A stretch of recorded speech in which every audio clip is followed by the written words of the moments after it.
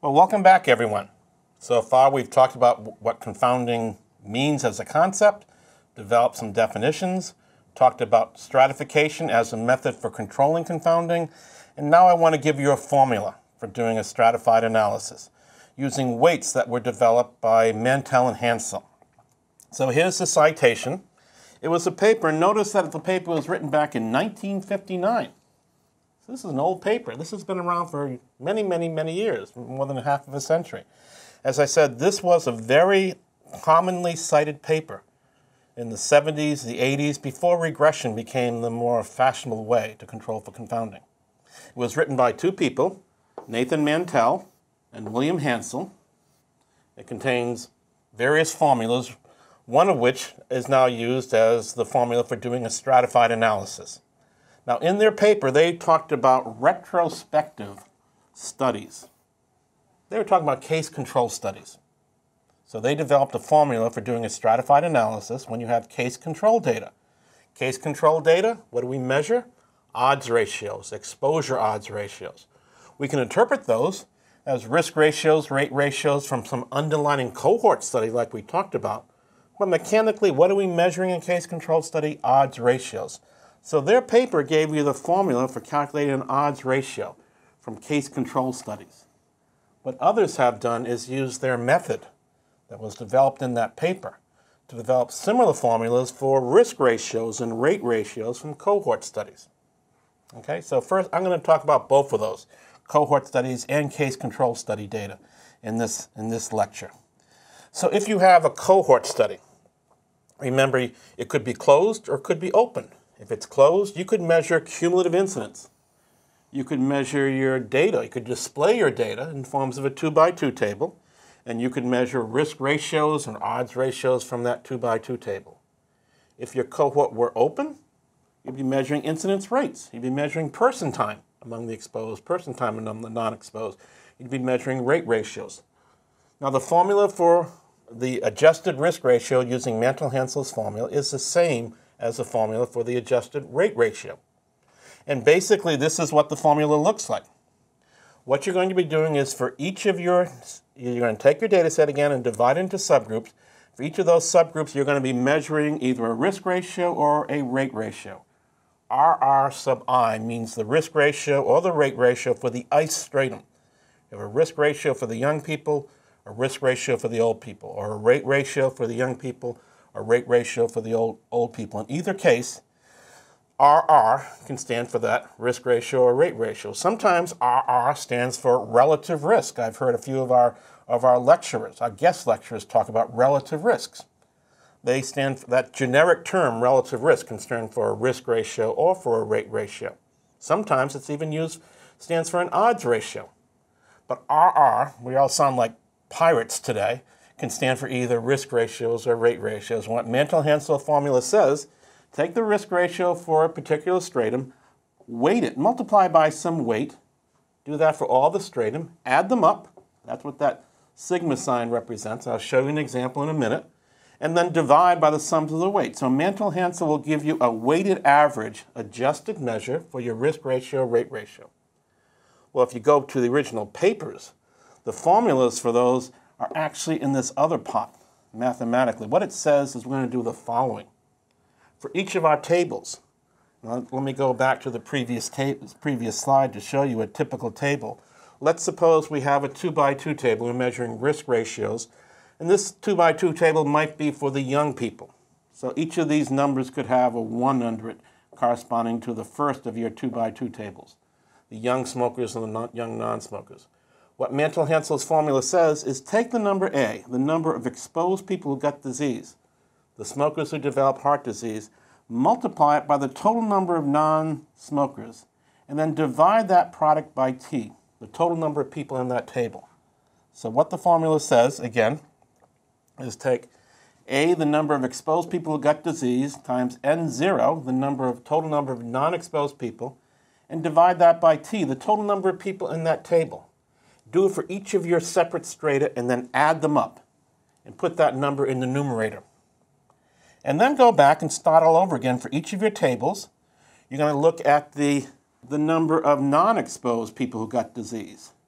multiply that by the total number of exposed people, N1, and divide that by that same number T, and do that for each of the tables. So the formula says, for each of your table, take the number of non-exposed people who got disease, C, times the total number of exposed people in the table, N1, and divide by T. Do that for each of your separate tables, and again, add that up. Mathematically, using that ratio of those two summations is the same as doing a weighted average of the separate risk ratios for each table, where the weights turn out to be this number.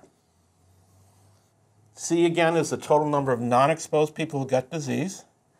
N1 is the total number of exposed people you had, and T is the total number of people in that table.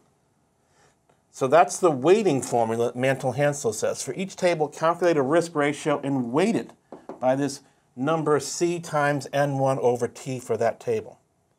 Now, the first time I saw that formula, I had probably the same reaction you're having. Why does this number C times N1 over T reflect how much information there is in a table? Well, mathematically, this number C times N1 over T can be re-expressed as a product of three quantities. T, which is the total number of people in the table, N1 times N0, the number of exposed times the number of non-exposed people in the table, divided by T squared, and C over N0, which is the cumulative incidence of disease among the non-exposed people. So why are these three things reflecting information? Because they're combining to give you the weight that Mantel-Hansel suggested using.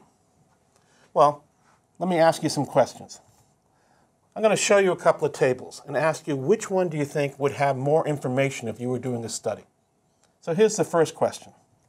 Suppose you had a choice of either having a table, we'll call it table A, which has 1,000 people total in it, or another table, table B, that only has 100 people. Which table would you expect would have more information to measure the association between exposure and disease, say calculating a risk ratio?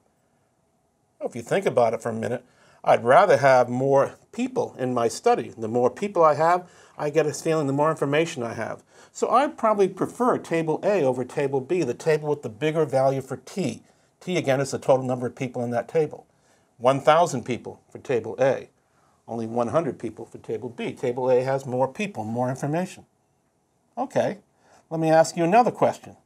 Let's suppose table A, with its 1,000 people, had 999 smokers and only one non-smoker.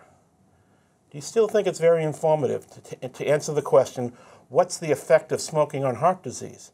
It has lots of information about smokers and their risk of getting heart disease. It's got 999 smokers, but it only has one non-smoker. Not much information to estimate a non-smoker's risk of getting disease. Even though you have 1,000 people in that table, you might say, I'm not so much sure how much information I have now about measuring the effect of smoking on heart disease. Well, if table B, on the other hand, has fewer people, only 100, if it happens to have roughly equal numbers, in this case, exactly equal numbers of smokers and non-smokers, you might start saying, aha, I got more information now in table B, despite the smaller overall numbers of people. So another measure of information is how relative the sizes are of the two groups you're comparing. And all things being equal, you'd like to have roughly equal numbers of exposed and non-exposed people, as table B has. Okay, let me ask you one other thing. Let's suppose now we have two tables, A and B, each have 1,000 people, each have 500 smokers and 500 non-smokers, so they're the same so far. But table A shows 100 people getting disease among the non-smokers, while table B only has 10 people getting disease. Remember, I've said a few times, the dark side of we epidemiologists. We're rooting for people to develop the outcome, because you have to have sufficient numbers of outcomes in your groups to be able to say whether the outcome is more common among the exposed and the non-exposed. And the non-exposed people are sort of like giving the baseline risk of disease in your study of what the non-smokers have. All things being equal, I'd like to have more disease. The baseline risk of disease in table A is 100 cases out of 500 people, while in table B it's only 10 cases out of 500 people. And the risk is greater in table A. There's more outcomes, more information. So it turns out that Mantel-Haenszel weight, and I can go back to 4 slides to show you that, this weight is equal to the product of 3 terms, reflecting those 3 sources of information. The Mantel-Haenszel weight, C times N1 over T, is the product of the total sample size. The middle term will be largest when you have more balance. So the middle term will be maximum when you have equal numbers of exposed and non-exposed people. And the last term is measuring the baseline risk of disease, what exists in the non-exposed people. So the Mantel-Haenszel weight is incorporating in one number those 3 separate components of information that we'd like to incorporate into a measure that describes how much information there is in a 2x2 table. So going back to that slide, Mantel-Haensel's weight is reflecting both the total number of people in the study, the balance of exposed and non-exposed people, and the baseline risk. So it's reflecting all 3 components, and that's why it's a good measure of information. Now, before I give you a numerical example just to demonstrate this, remember Mantel-Haenszel also, and I shouldn't say also, they wrote a paper referring to case control data. So in their paper, you will see the formula for their odds ratio estimate, adjusting for a factor through stratification. It's going to be a weighted average of the odds ratios you get from each of your, say, strata, your young people, your middle-aged people, your old people. Each of them gives you an odds ratio. You weight it by a number reflecting information. You do a weighted average. Well, the weights used in the Mantel-Haenszel weights for odds ratios are different from those for risk ratios. They're different from case control studies than for cohort studies, because remember, in a case control study, it's the controls that reflect the source population. In a cohort study, it's the entire data set that reflects the source population for your cases. So this is the formula for the odds ratio, Mantel-Haenszel adjusted estimate for the odds ratio from stratified analysis. It again is equal to a ratio of 2 summations of products we obtain from tables. And essentially it is again a measure that weights individual odds ratios from individual tables by how much information is in each of those tables. So let me end by giving you an example of how to do a Mantel-Haenszel calculation from tables, from stratified analysis. I'll give you in the next lecture an exercise to try on your own. But this is a data which I borrowed from a textbook by Ken Rothman. I gave the reference down the bottom.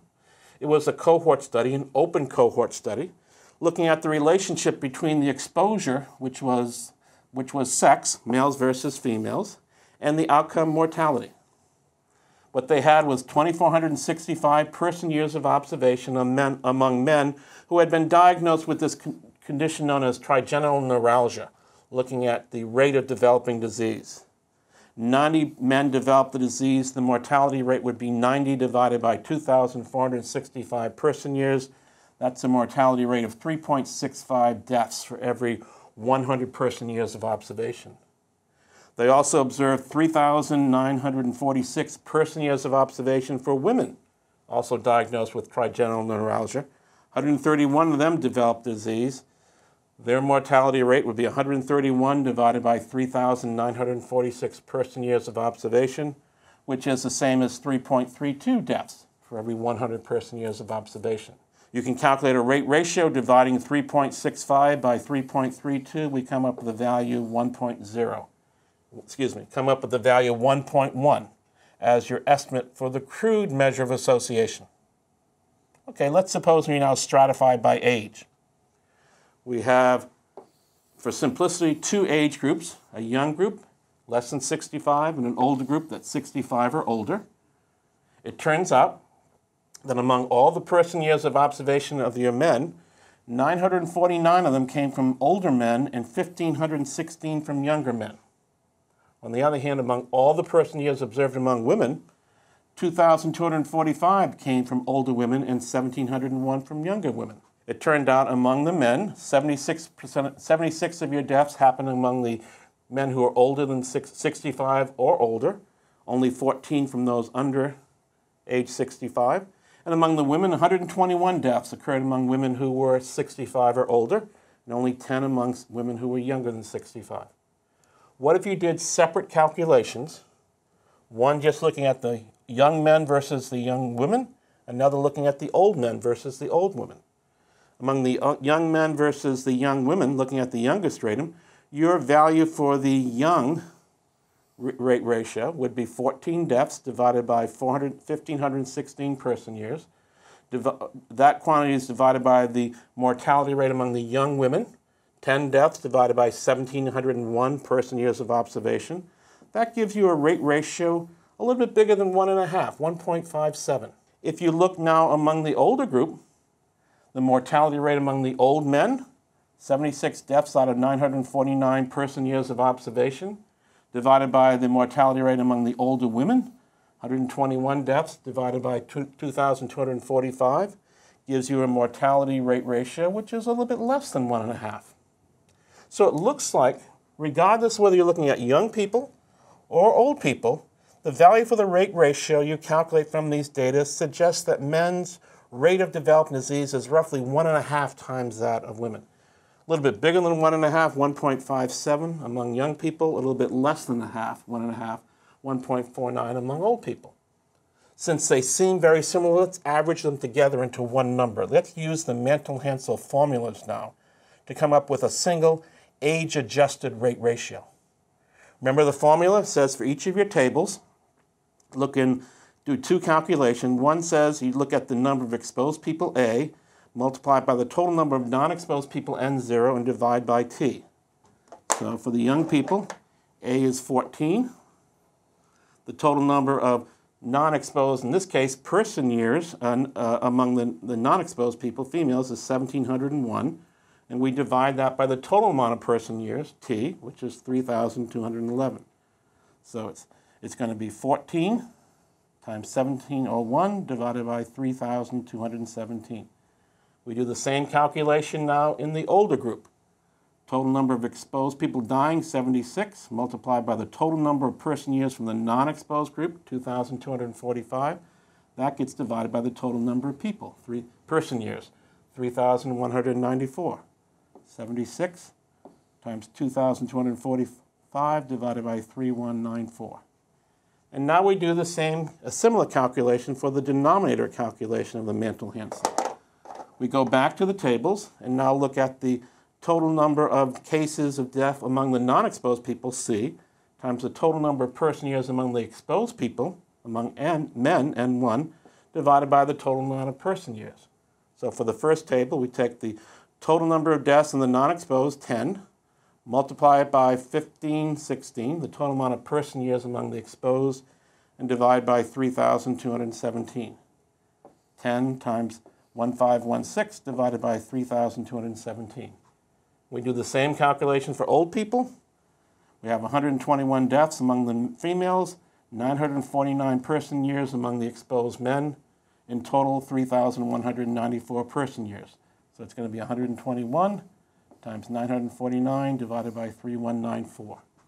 You go through the calculation, you get a value of 1.5, which is an average of the 1.49 we saw in the older group with the 1.57 we saw in the younger group, weighting those by the Mantel-Haenszel weights. Now this might seem like a lot of calculations. I'm going to ask you to do some hand calculations for homework, and I'm going to give you a problem set to look at in a second. But Stata will do this for you.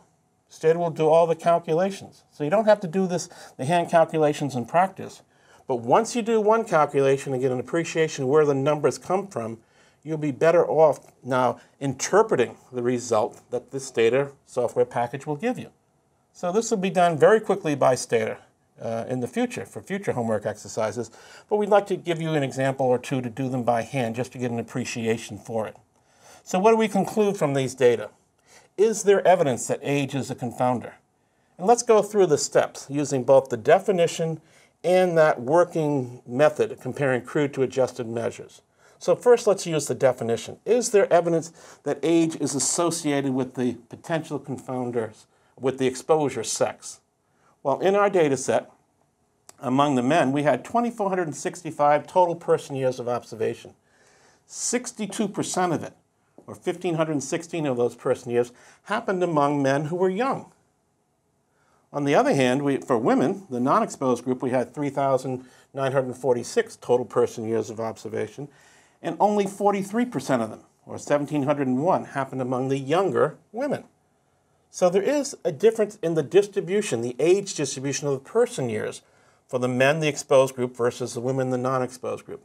The men are younger. More of their person years are coming from the younger individuals. So age is satisfying the first criteria for confounding. Is there evidence that age is independently related to the outcome, which was mortality in this data set? Well, let's compare the mortality rates of young people versus old people. Let's just do it, for example, among the non-exposed people, the females. We could do it among the men if we want. Either way, we're looking at the independent relationship that age, the potential confounder, has with the outcome mortality. Well, among females, the mortality rate among young females is 0.59 deaths for every 100 person years of observation. It jumps by a factor of 9 when you look at the old females, where the mortality rate is more than 5.39 deaths for every 100 person years of observation. Same message is seen if we just look at men. Young men have a mortality rate of 0.92 deaths for every 100 person years. It jumps by a factor of almost 9 when you look at the older men with their mortality rate of 8.01. So in the data, there's evidence that age is a confounder because it has different distributions among the exposed and the non-exposed, males versus females, and it has an independent association with the outcome. So it looks like age is a confounder. But there's an easier way to get evidence for age being a confounder. Let's compare our results. When we did the crude analysis, we saw a crude rate ratio of 1.1. When we did the adjusted analysis using stratification with the Mantel-Haenszel weights, we got adjusted rate ratio of 1.5, a different answer. There's evidence here that age is a confounder because we're getting different values between the crude and adjusted measures of association, and that's what a confounder should do. So why are we getting a different answer? Why is the rate ratio in the crude analysis less than it is in the adjusted analysis? Because the exposed people have one bad thing going for them and one good thing going for them. The bad thing is that they're men, and men have higher rates of dying than women. But the good thing is that they're younger than the women, and younger age has lower rates of dying. So that's why these two effects working in opposite directions give you a crude measure, 1.1, that's less than what we see when we adjust for age using Mantel-Haensel's formula. So this is an example of using stratified analysis using the Mantel-Haensel formula. We'll give you an example of doing one by hand in the next lecture. But before we leave, let me just summarize some of the good features of stratification. Hopefully you'll agree with me that it's intuitive. The idea of making subgroups from your data set that you have free of confounding by a stratifying factor is a simple way to avoid confounding, to control for confounding. It's somewhat simple. Yeah, there's a lot of calculations there. But all you had to do is multiply and divide and add some numbers together. It wasn't a huge task for you mathematically. But it has some limitations. What I've done is just control for a single factor like age. What if you had multiple confounding factors? You want to know whether smokers are more likely to get heart disease. You might have to control not only for age, but for blood pressure, cholesterol levels, physical activity, lots of potential confounders. Well, if you try to stratify your data set simultaneously by more than one confounder, say you stratify by age, and say you're lucky, you just have to make two straight, young versus old. But if you also have to stratify further by blood pressure, and let's say you're lucky, it's just hypertension, no hypertension, suddenly your two strata have become four strata. You have young people with hypertension, young people without hypertension, old people without hypertension, old people with hypertension. If you have to further stratify by cholesterol, and you're lucky there's just two categories to cholesterol, now you have 8 strata. Physical activity, if it's binary, will give you 16 strata. The more factors you stratify, the more strata you get. The more you have to spread your data set into more thinly groups of people, the more difficult now it is to get a precise estimate of the association between your exposure, smoking, and your outcome coronary heart disease. So as a result, stratification is not practical when you have many potential confounders. But there's another nice feature about stratification that's going to come into next week's lectures. It's going to provide us a simple way for looking at a different concept, something called effect modification. We'll hold that off until next time.